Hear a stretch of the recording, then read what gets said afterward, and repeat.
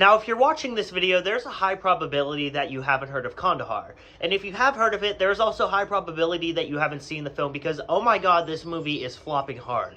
But let's rewind things back to January when Plane starring Gerard Butler came out. With some great action and some really cool set pieces, this film blew way past my expectations. So naturally, when I saw Kandahar was coming out, I knew I had to check it out in theaters. I did so, and this movie is absolutely incredible.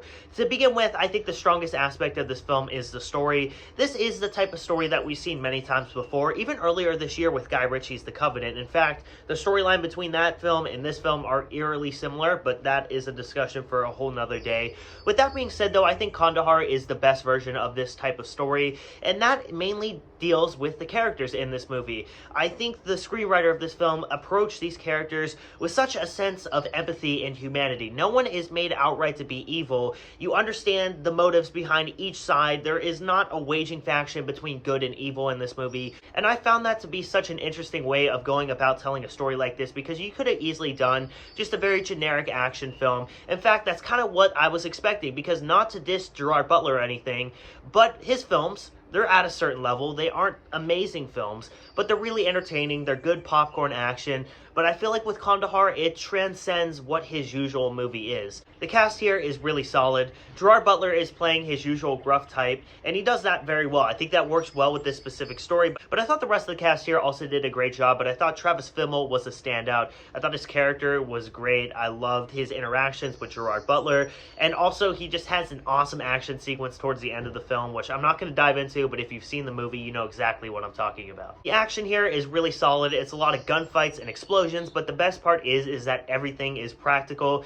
There is a scene in this movie that is a raid on a village that almost harkens back to the D-Day scene from Saving Private Ryan. Obviously, it's nowhere near as good, but it's still great nonetheless. And another great thing about the action in this movie is that there is an elevation of excitement. Each action sequence is bigger and better than the last, culminating in an absolutely electric third act that completely rocked me. I mean, there is an explosion that might be one of the greatest explosions that I've seen in an action movie, period.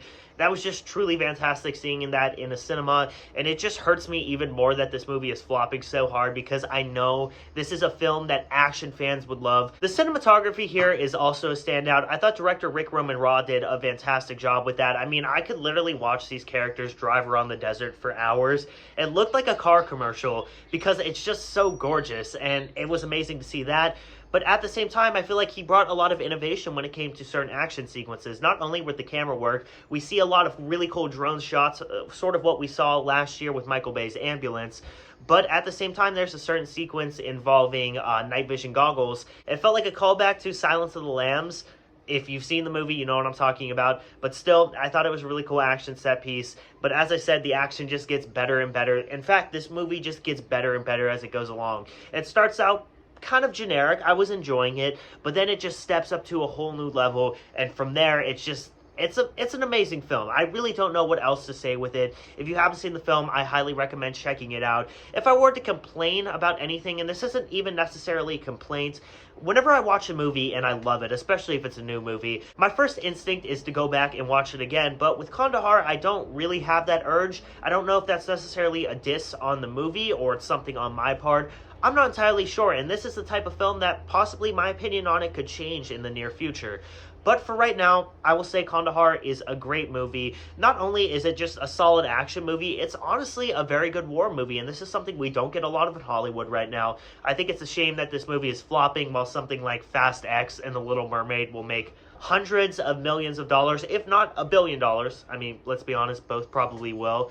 But still, if you have seen the film, definitely make sure to let me know your thoughts down below in the comments. And guys, I'm going to give Kandahar a 4.5 out of 5. If you guys did enjoy the video, as always, make sure to drop a like and subscribe. It is greatly appreciated. And I'll be back very soon with some brand new content. This is Chai signing off. Peace out.